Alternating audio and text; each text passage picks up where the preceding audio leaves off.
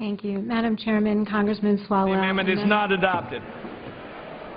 The unfinished business, the request for a recorded vote on Amendment Number 3, Part A of the House Report 113-174 by the gentleman from New York, Mr. Tonko, in which the further proceedings were postponed, on which the noes prevailed by voice vote. The clerk will redesignate the amendment.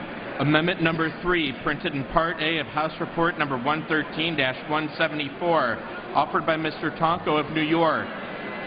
A recorded vote has been requested. Those in support of the request of a recorded vote will rise and be counted. Sufficient number having risen, a recorded vote is ordered. Members record their vote by electronic device. This is a 2-minute vote. 2-minute vote. The underlying bill would let states regulate the storage of waste from coal-powered electric plants and give the EPA limited authority to review those programs.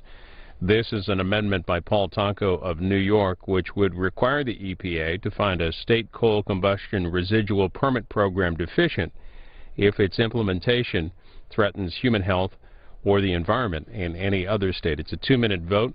We expect a Democratic motion to recommit and a final passage. We were showing you that hearing from earlier, the future of coal, that hearing happening this morning. You can watch that online, cspan.org, and also in our video library later on at cspan.org.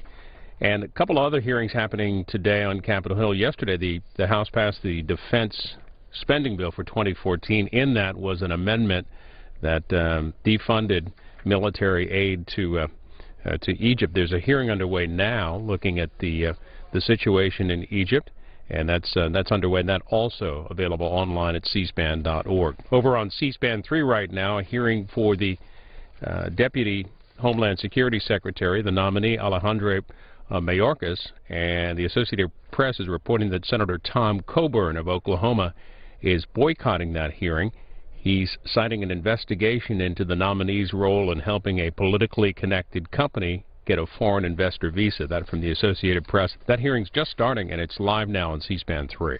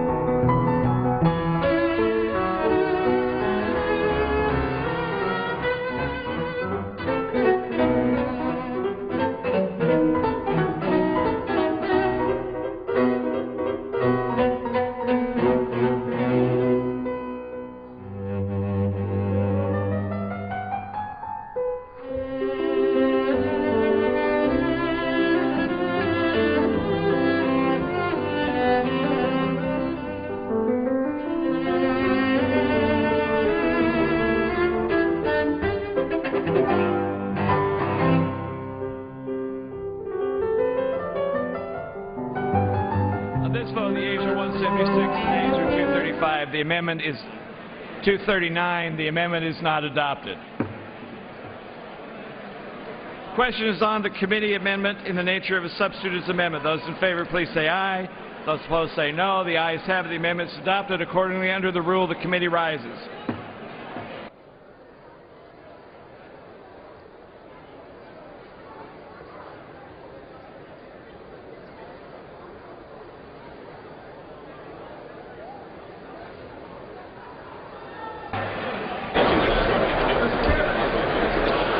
the Committee on the Whole House on the State of the Union has had under consideration H.R. 2218, pursuant to House Resolution 315. I report the bill back to the House, the amendment adopted by the Committee of the Whole. The Chair of the Committee of the Whole House on the State of the Union reports that the committee has had under consideration the bill H.R. 2218, and pursuant to House Resolution 315, reports the bill back to the House with an amendment adopted in the Committee of the Whole. Under the rule, the previous question is ordered. Is a separate vote demanded on the amendment to the amendment reported from the Committee of the Whole? If not, the question is on adoption of the committee amendment in the nature of a substitute as amended. Those in favor will say aye. Those opposed will say no. The ayes have it. The amendment is agreed to. The question is on engrossment and third reading of the bill. Those in favor will say aye. Those opposed will say no. The opinion of the Chair, the ayes have it. Third reading. A bill to amend Subtitle D of the Solid Waste Disposal Act to encourage recovery and beneficial use of coal combustion residuals and establish requirements for the proper management and disposal of coal combustion residuals that are protective of human health and the environment.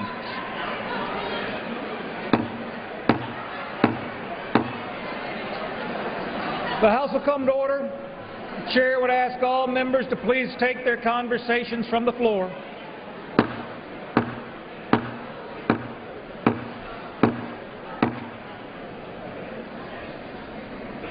The Chair would ask all members to please take their seats. All members and staff to please take their conversations from the floor.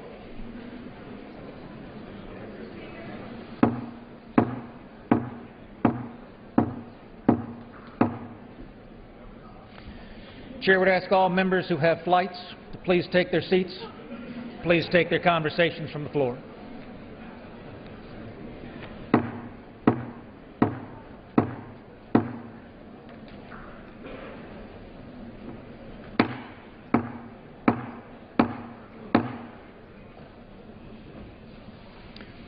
For what purpose does the gentlelady from Minnesota seek recognition? Mr. Speaker, I have a motion to recommit at the desk. Is the gentlelady opposed to the bill? In its current form, I am, sir. The gentlelady qualifies. The clerk will report the motion.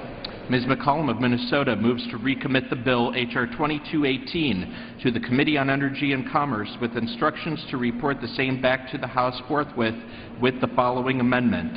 Page 7, after line 14, insert the following new clause. 1. Protecting drinking water and the Great Lakes.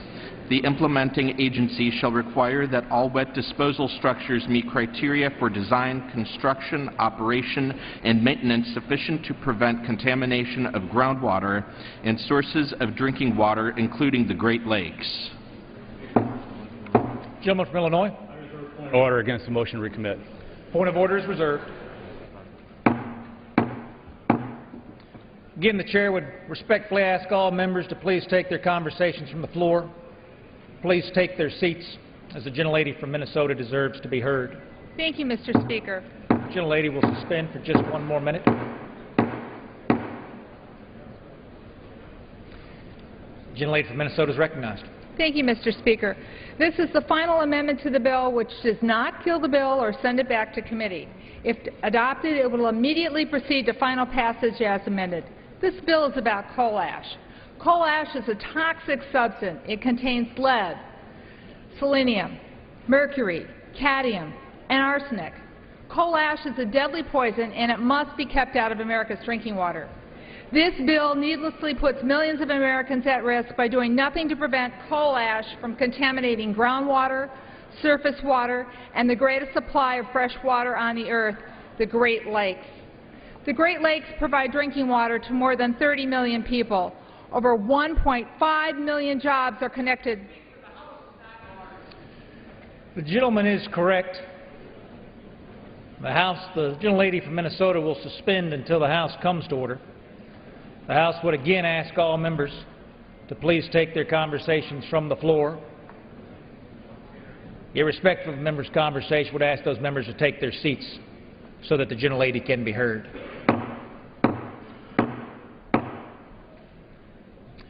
The gentlelady from Minnesota is recognized. Mr. Speaker, thank you again. Over 1.5 million jobs are connected to the Great Lakes and more than $60 billion in annual wages. My amendment protects the Great Lakes from improper and dangerous storage of coal ash. This amendment requires all wet disposal structures to meet criteria for design, construction, operation, and maintenance sufficient to prevent contamination of surface and groundwater. This amendment recognizes that the Great Lakes are unique. Mayors and governors in 8 states are working together to maintain this vital ecosystem and economy for families, businesses, and future generations, even while this House considers an 80% cut to the Great Lakes Restorative Initiative. In addition, the federal government coordinates with our efforts to protect, conserve, and restore the Great Lakes with our partner, Canada. The great United States has both a national and international interest in keeping these lakes clean and safe. Protecting the Great Lakes should be a priority for this Congress. I am certain it's a priority for the 30 million people who drink Great Lakes water. Without this amendment, they will be at risk of drinking cancer-causing toxins. Right now, coal ash is placed in unlined ponds, some that are leaking, leaching, and spilling into our soils, lakes, rivers, and aquifers. In 2011, near Milwaukee, a bluff collapsed, sending a utility company's coal ash directly into Lake Michigan. Residents could no longer drink their local water because of severe health threats imposed by the coal ash.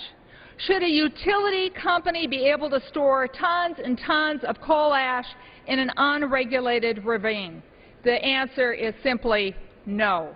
Unless Congress changes how coal ash is stored, the Great Lakes and America's drinking water will continue to be at risk. Congress can do something right here, right now, by passing this amendment. If you want clean and safe drinking water, vote for this amendment. If you want to protect the Great Lakes, vote for this amendment. And if you want to protect recreation, manufacturing, and service jobs, vote for this amendment. If you have the courage to stand up to the polluters and say, no longer will I allow coal ash to be inadvertently put in our drinking water, causing cancer for millions of Americans, vote for this amendment. Mr. Speaker, I yield back. The gentlelady yields back.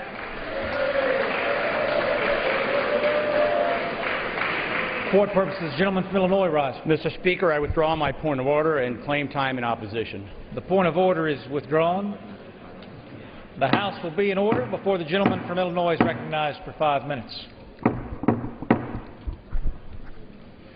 The gentleman from Illinois is recognized.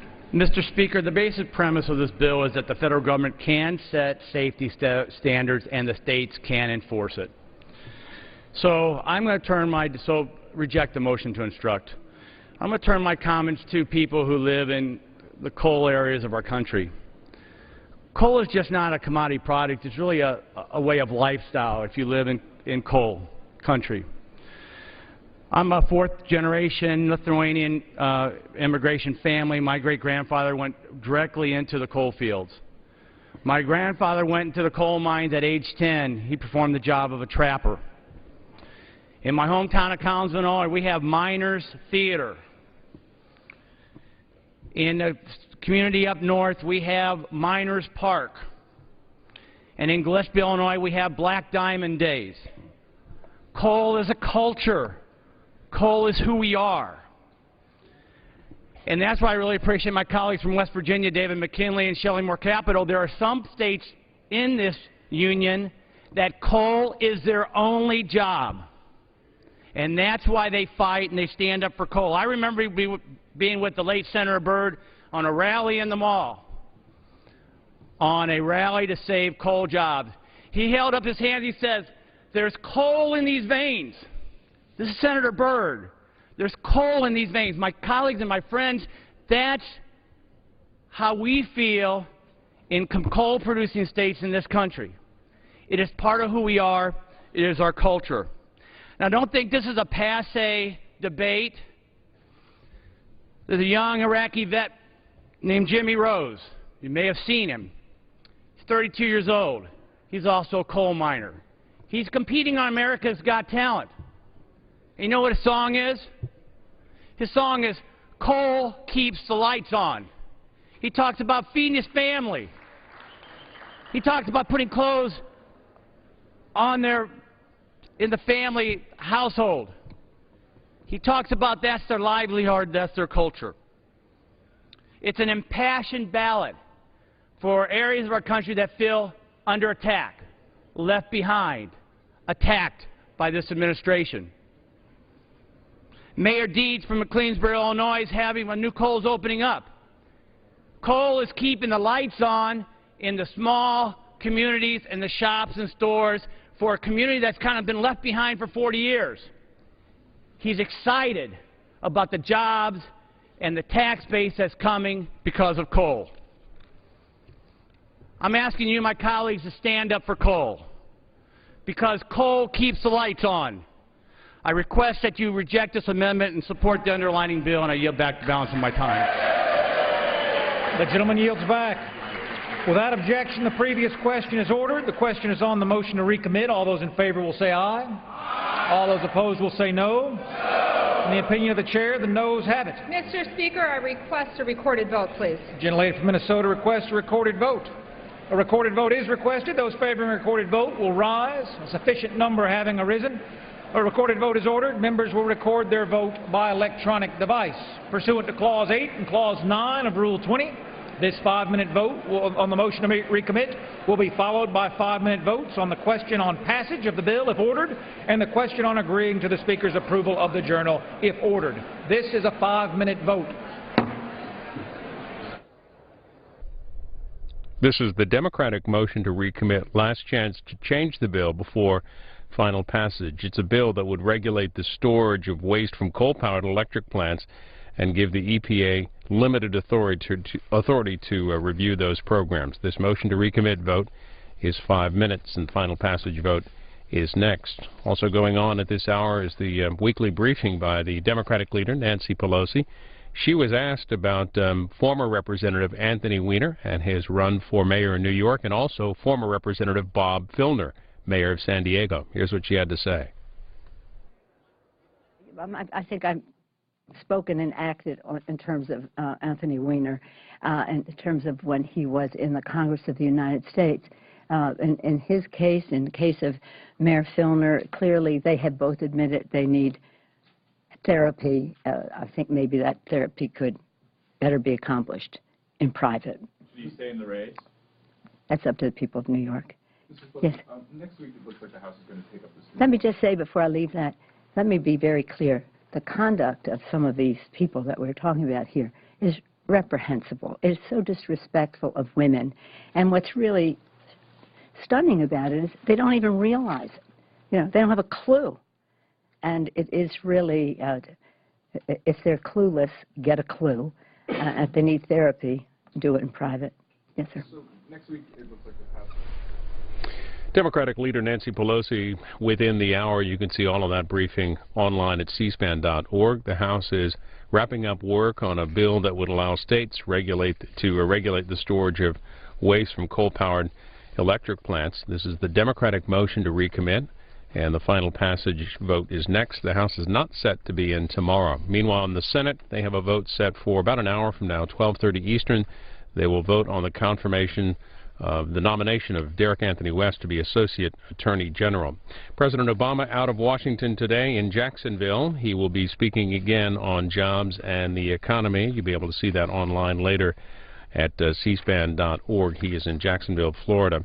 Also on Capitol Hill today, we're covering a hearing of the President's nominee to be the number 2 at Homeland Security. That's Alejandra Mayorkas. The Homeland Security Committee is holding that confirmation hearing. It's underway now. Tom Coburn, the senator from Oklahoma, Republican from Oklahoma, is boycotting that hearing. According to the Associated Press, he says he's citing an investigation into the nominee's role in helping a politically connected company get a foreign investor visa. That is underway now, and that is live on C-SPAN 3.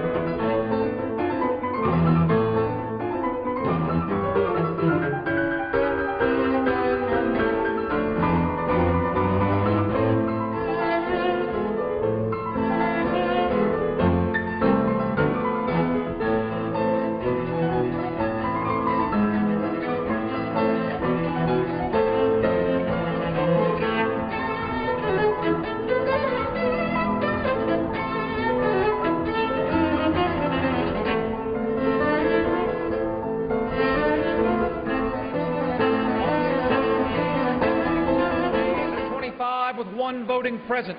225. The nays are 225 with 1 voting present. The motion is not adopted. The question is on passage. All those in favor will say aye. All those opposed will say no. Opinion of the chair, the ayes have it. Gentleman from California. On that vote, I request a recorded vote. A recorded vote is requested. Those favoring a recorded vote will rise. A sufficient number having arisen, a recorded vote is ordered. Members will record their vote by electronic device. This will be a 5-minute vote.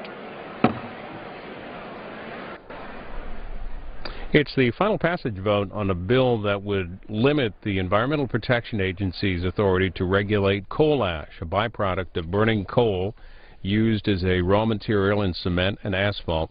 The bill would transfer from the EPA to the states the authority for creating permit programs for the management and disposal of coal ash. It's a 5-minute final passage vote.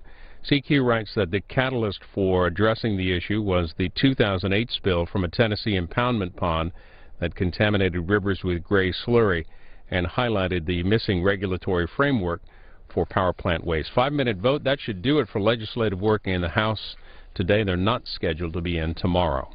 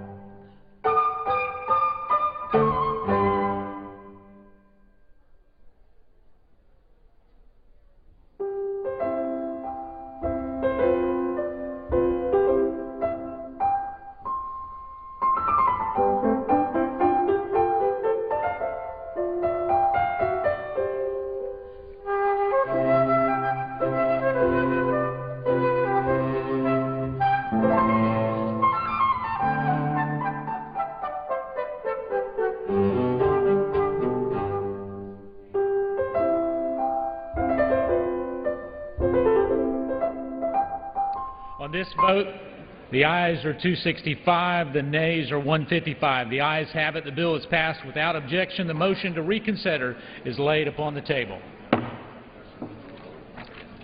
Pursuant to Clause 8 of Rule 20, the unfinished business is the question on agreeing to the Speaker's approval of the Journal, which the Chair will put de novo. The question is on agreeing to the Speaker's approval of the Journal. Those in favor say aye.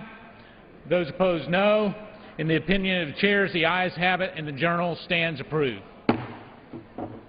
For what purpose does the gentleman from Illinois seek recognition? Thank you, Mr. Speaker. Mr. Speaker, I ask unanimous consent that all members may have 5 legislative days to revise and extend their remarks and to include extraneous material on H.R. 2218. Without objection.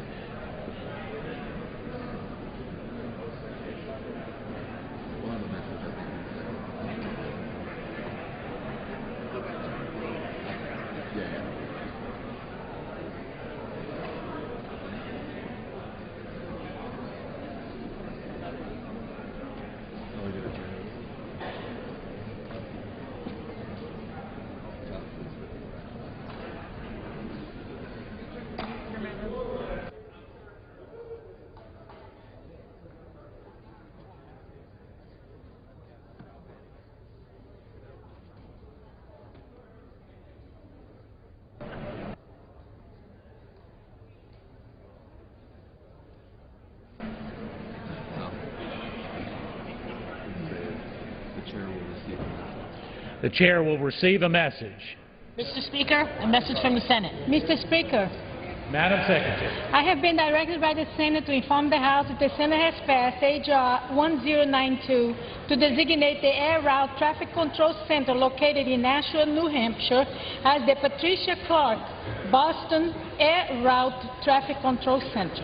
Thank you. Have a good one.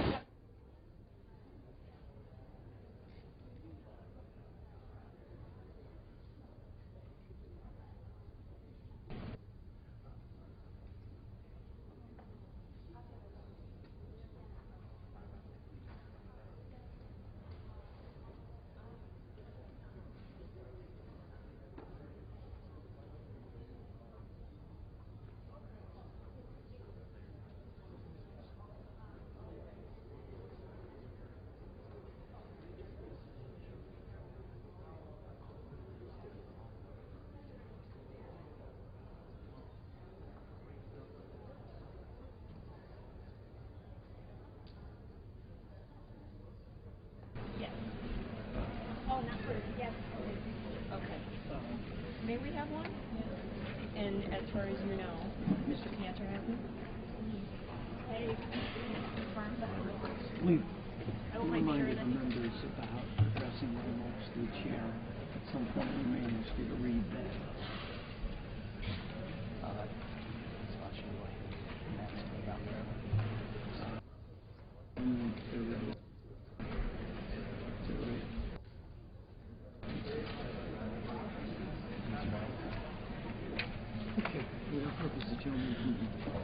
For what purpose does the gentleman from Maryland seek recognition? Mr. Speaker, I ask unanimous consent to speak out of order for 1 minute. for the purposes of inquiring of the Majority Leader, Mr. Cantor of Virginia, the schedule for the week to come. Without objection. Thank you. And I yield to my friend, Mr. Cantor. I thank the gentleman, Mr. Speaker. I thank the gentleman from Maryland, the Democratic whip, for yielding. Mr. Speaker, on Monday, the House is not in session. On Tuesday, the House will meet at noon for morning hour and 2 p.m. for legislative business. Votes will be postponed until 6:30 p.m. On Wednesday and Thursday, the House will meet at 10 a.m. for morning hour and noon for legislative business. On Friday, the House will meet at 9 a.m. for legislative business. Last votes of the week are expected no later than 3 p.m. Mr. Speaker, the House will consider a number of bills under suspension of the rules, a complete list of which will be announced by the close of business tomorrow. Yesterday, Mr. Speaker, the Senate acted on the student loan bill the House passed last month, and I expect the House to deal with it promptly next week. In addition, I expect to consider – Mr. Speaker, the House is not in order. The gentleman is correct. The House is not in order. Please take your conversations off the floor. Thank you, Mr. Speaker. In addition, I expect to consider H.R. 2610, the fiscal year 2014 Transportation, Housing, and Urban Development Appropriations Act, authored by Representative Tom Latham. Mr. Speaker, members are advised that the House will begin consideration of this bill on Tuesday afternoon and should be prepared to offer amendments at that appropriate time in the reading of the bill. Members are further advised that the 6:30 p.m. vote series that day could be longer than normal. For the remainder of the week, Mr. Speaker, the House will consider a number of bills to restrain a runaway government and re-empower our citizens. To stop government abuse and protect the middle class, we will first bring a number of bipartisan bills to the floor under suspension of the rules on Wednesday. Following that, we will debate 2 bills pursuant to rules focusing again on stopping government abuse and protecting the middle class. The first, H.R. 367, the REINS Act, sponsored by Representative Todd Young, requires congressional approval of regulation that costs over $100 million. The second, H.R. 2009, the Keep IRS Off Your Health Care Act, sponsored by Representative Tom Price, prevents the IRS from implementing any portion of Obamacare. When federal bureaucrats abuse their power and waste taxpayer dollars, liberty is eroded, the economy is slowed, and the rule of law betrayed. I thank the gentleman. I yield back. I thank the gentleman for his information. I don't see on the schedule, Mr. Speaker, that we are going to a budget conference. At least there's no notice from the Majority Leader of that fact. Mr. Speaker, as you know, we are facing a number of critical deadlines. It has now been 125 days since the House passed a budget and 123 days since the Senate passed a budget. On issue after issue, our Republican colleagues, Mr. Speaker, have passed bills and then refused to negotiate. Mr. Speaker, it's past time for action. We should go to conference and reach an agreement. I would urge my friend, Mr. Majority Leader, Mr. Speaker, to go to conference. Now, one of his colleagues, Mr. Speaker, from Virginia said this: I am proudly on record about this. I believe we need to go to conference. Speaking of the budget. This member went on to say, I have listened carefully to the argument that we should not go to conference, and frankly, I do not find it compelling. Mr. Speaker, that was Representative Scott Ridgell of Virginia. I would ask my friend, the Majority Leader, does the gentleman expect that we will go to conference at all on the budget? And I yield to my friend. Mr. Speaker, I thank the gentleman for his tenacity, this is a weekly discussion between he and me, and I'm delighted to respond to say to the gentleman, Mr. Speaker, that it is something that we should commit ourselves to working out. But as the gentleman knows, the position of the majority is we don't want to enter into discussions if the prerequisite is you have to raise taxes. And the gentleman has heard me every week on this issue in that we believe strongly you fix the problem of overspending, you reform the programs needing reform to address unfunded liabilities first. Then if the gentleman is insistent that the taxpayers need to pay more of their hard-earned dollars into Washington, that discussion perhaps is appropriate. But as a prerequisite to entering budget talks, that we agree to raise taxes is not something I think that the American people want this body to engage in. I yield back. I thank the gentleman for his comment. Mr. Speaker, the gentleman's premise is absolutely incorrect, and the American people ought to know that. The Senate has voted to go to conference. They haven't voted to go to conference because the Republican members of the United States Senate won't vote to go to conference. There was nothing in that motion, however, that said there was a prerequisite that the House agreed to anything. Mr. Speaker, nothing. Now, my friend, the Majority Leader, Mr. Speaker, has said repeatedly that we have a prerequisite. We have a difference of opinion. That's what democracy is about. There's no prerequisite. There's no precondition. There's no condition preceding, as we lawyers say, to go into conference that number one, the Senate couldn't make us agree. That's what conferences are about, Mr. Speaker. They're about coming together and understanding there are differences. There would be no need for a conference if there weren't differences. There are differences. We're $91 billion apart, Mr. Speaker, on our budgets. We are 14 days away from the end of this fiscal year, Mr. Speaker, in terms of legislative days available to us to get to a compromise, to get to a number, to get to some understanding of how we are going to ensure that government operations continue. There's no prerequisite. There's no precondition. I don't know where that comes from, Mr. Speaker. I've heard it a lot. I have no idea where it comes from. Nothing the Senate does can force this body, Republicans or Democrats, to do something. What they have asked is come to the table and talk. There has been a refusal to do that, Mr. Speaker, and it's bad for the country. The $91 billion difference between us on budgets has to be resolved somehow, some way. And the way democracies do it and the way the legislature does it, Mr. Speaker, is to meet, try to resolve those differences. Now, you could divide the differences in half. Senate comes down 46, we go up 45.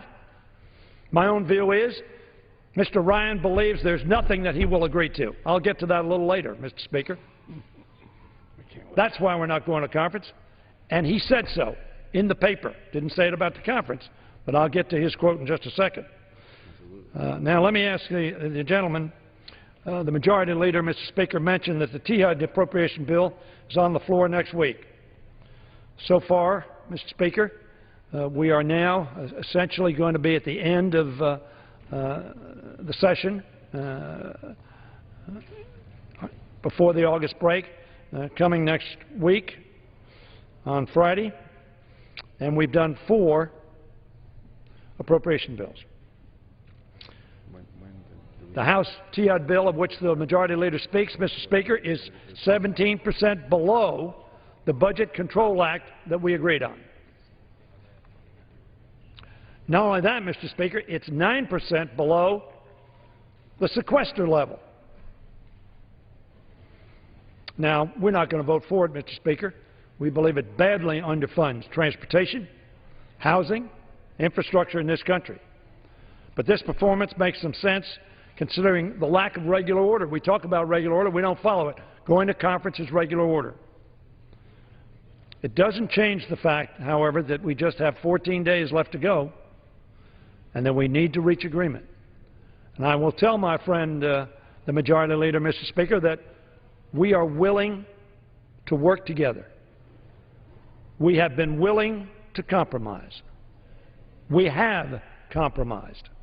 In every one of these agreements we've reached, we've compromised. My friend, the Majority Leader, would say, yes, and they have as well. But you cannot compromise if you don't sit down. I will tell you, nobody has called me to ask me how I believe we can get to the end of this year with a continuing resolution. Nobody's asked me that. I talked to Mr. Ryan. And I talked to Mr. Van Hollen. Mr. Ryan has not talked to Mr. Van Hollen. With all due respect to this discussion about they're not talking. I talked to Senator Murray. No discussion. How we resolve the differences. I talked to the chair of the Appropriations Committee, both the ranking member here, Ms. Lowy, and the chair on the Senate side, Senator Mikulski. Nobody's talking to them about how we resolve the question at the end of next month, and we won't be here at the end of next month. We're in session 2 weeks in September.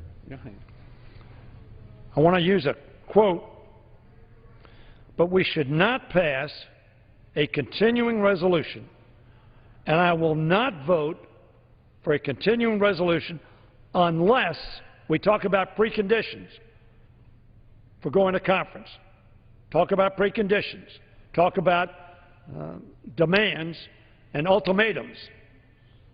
I will not vote for continuing resolution unless it defunds Obamacare for the period of time of the continuing resolution. Nobody in America believes that's going to be done. A lot of people, I know the majority leader would tell me, want it done. But we had an election.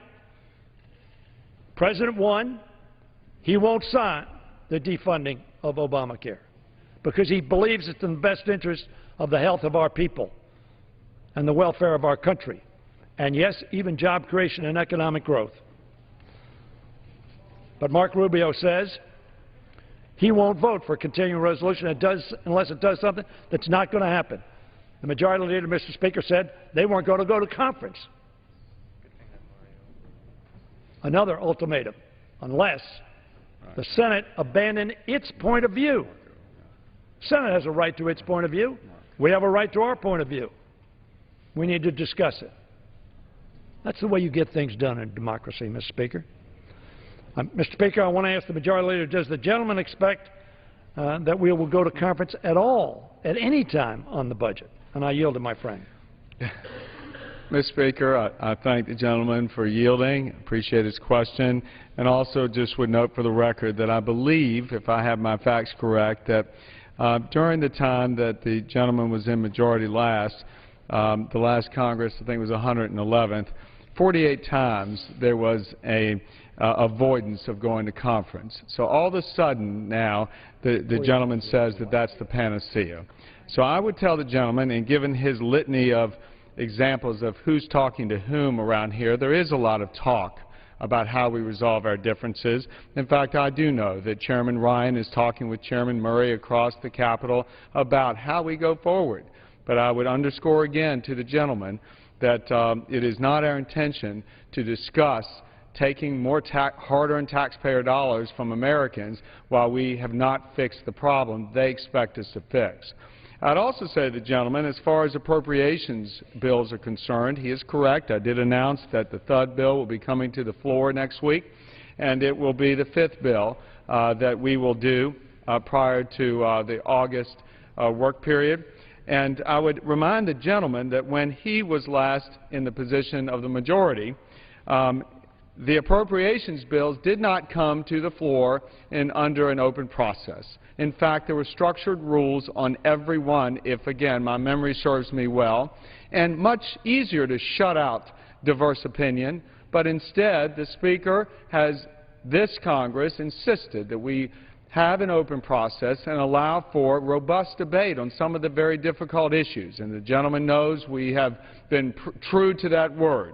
So I'd remind the gentleman that, yes, there is a commitment to open process. There is a commitment here to try and resolve these challenges before us. The gentleman's correct. We're going to have a very busy fall trying to address the needs of this country, whether it is the spending and budget needs or whether it is the needs of the middle-class families who are struggling out there every single day wondering when the economy is going to pick up, wondering what's going to happen to their health care. We have a looming Obamacare law that already the administration has admitted is threatening job growth. Therefore, they offer relief to businesses but refuse to do so for working people. We don't think that's too fair. We have Democratic union leaders who have said that this law is going to provide and has already created nightmare scenarios. for millions of working Americans so far as their health care and economic well-being is concerned. There are real issues to be resolved, Mr. Speaker, and I do hope that the gentleman will abide by what I know he's always been for, and that is solving problems. I do hope he will work with us to do that in the coming months, and I yield back. Mr. Speaker, I appreciate the gentleman's recitation of history. Let me remind him, the first year I was Majority Leader, all 12 appropriation bills passed the House prior to the August break. All 12. That also happened the third year. It didn't happen the second year, where we had a lot of political delays, and the reason we went to structured rules, as the gentleman I'm sure recalls, is because we had filibuster by amendment. We had delay and obstruction in 2007, just as we have delay and obstruction today. Just as there is a refusal today, Mr. Speaker, to go to conference. Over 120 days after both houses have passed their budgets, we still have refused to go to conference. That is why you can't get agreement, and I would, the gentleman characterizes, I think Mr. Ryan has talked to Ms. Murray, and I will tell you, Senator Murray does not believe it was a very long discussion or a very substantive discussion because, and you talk about Mr. Ryan, I've got a quote of his I know you'll like that I want to get to because it makes the point I'm making. I was going to make it a little later. Paul Ryan, when asked about Senate Republicans' plan to work with Democrats to address the debt ceiling, said this, quote, "It doesn't matter. We're not going to do what they want to do, i.e. Senate Republicans. It really doesn't matter what they do, they being Senate Republicans. It doesn't matter what John McCain and others do on the taxes and the rest. If they want to give up taxes for the sequester, we're not going to do that. So that doesn't really affect us. But, oh, it does affect us. Because, Mr. Speaker, if we can't get agreement, those American folks of which the Majority Leader just spoke, who are looking for jobs, who want to see this economy grow, who are suffering because of gridlock, who have a lack of confidence because this Congress does not work. The most dysfunctional Congress in which I've served, and I've been here 33 years.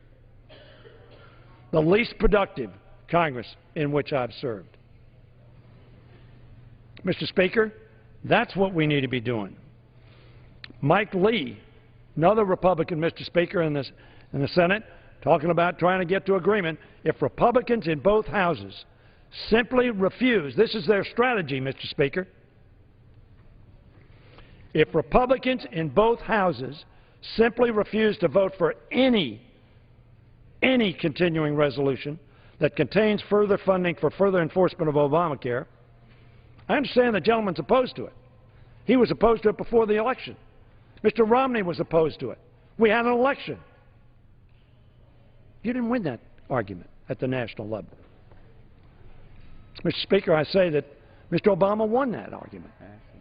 But Senator Lee says he will not vote for a CR if it includes further funding for further enforcement of Obamacare. We can stop it. We can stop the individual mandate from going into effect. How? By shutting down government. That's their strategy. We don't think that's a good strategy, Mr. Speaker. We think that's a bad strategy. We don't want to see that. We're prepared to work together to compromise to do that. But nobody believes, just as the gentleman has said he's not going to agree to tax increases. I understand what he's saying. So we'll have to compromise on that somewhere along the road when we sit down. But nobody believes that either we on this side are going to compromise or that the President's going to compromise after an election, after being reelected, on a health care program that is benefiting millions and millions of people right now. Nobody believes we're going to compromise on that. 39 times we've tried to repeal it in one form or another. It's failed. We've got to come to grips with that. Now, one of the House members Mick Mulvaney from South Carolina said, it is completely appropriate to use the debt ceiling or the CR to ask for some changes that reduce the burdens of this law on Americans. Now, they've offered that 38, 39 times. It's not going to happen. But apparently, the strategy is we're prepared to shut down government unless they will be bludgeoned into agreeing, but doing it our way. If we don't do it our way, apparently we're not going to do it anyway. That's what the budget conference is about, and that's what this debate seems to be about. Now, Pat Toomey, Senator Toomey, on the other hand, said this, Mr. Speaker, this has been the way we've been operating for a couple of years now. This is Senator Pat Toomey, former chair of the Club for Growth, said, it's a disaster. It's a terrible way to run government. Senator Toomey and I don't always agree, but we agree very emphatically on that. Congressman Tom Cole, former chairman of the Republican committee, described the latest shutdown threat, which is what the previous three speakers had indicated, not Pat Toomey, but the three before that.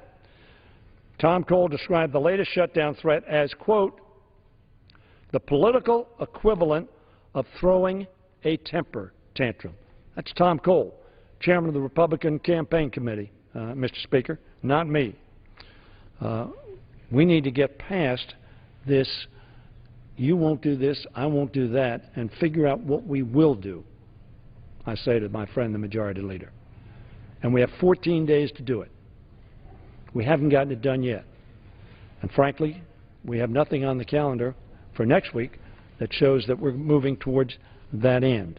Oh, yeah. I would hope very sincerely that we could come to agreement.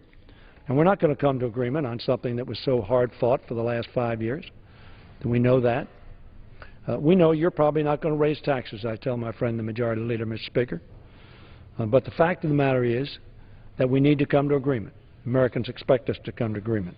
With so few legislative days remaining before the fiscal year ends, and the fact that we must address it in mind, I hope the gentleman can give us some clarity as to what members can expect on the floor in September, for the 9 days we're here in September, since we're so far off course from regular order on the budget and the appropriation schedule. Can members expect to see a CR? And if so, does the gentleman have any idea, Mr. Speaker, what the CR will look like, what it will encompass, what we can expect? I want to say to my friend that we Democrats are prepared to cooperate in that effort. We're not going to, the gentleman clearly knows that we're not going to repeal the Health Care Act. That election, we think, decided. As a matter of fact, Speaker Boehner said that it decided it after the election. He said, well, health care law has been confirmed. But I want to make it clear that we are willing to do some things. We're not willing, however, to sequester, cripple policies that this Congress has adopted. We're not willing to defund the Affordable Care Act. We're not willing to sacrifice our economic recovery to push the cost of deficit reduction onto those who can least afford it. We are not willing to shift more of the tax burden onto the backs of the middle class. We're not willing to target Medicare or Medicaid and education for the deep cuts that were in the labor health bill, which has now been pulled. Apparently we're not going to consider the labor health bill. Not on the schedule. It was supposed to be marked up today. It was pulled.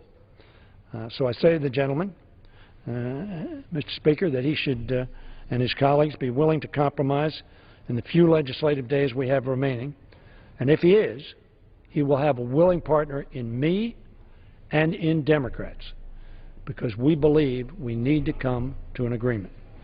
Now, lastly, let me speak of the debt ceiling. The Majority Leader, Mr. Speaker, has made it very clear he thinks not resolving the debt ceiling it would be a bad policy for our country. In fact, I believe it would be disastrous for our country, for the economy, for every American, and for people around the world. We all know that what happened last time. We were downgraded. It's the majority party's responsibility in each House in each House to make sure that America's creditworthiness is not put at risk, that we pay our bills. I'm hopeful, and I want to tell my friend that I am prepared to work in tandem with the Majority Leader, Mr. Speaker, to pass a debt limit extension.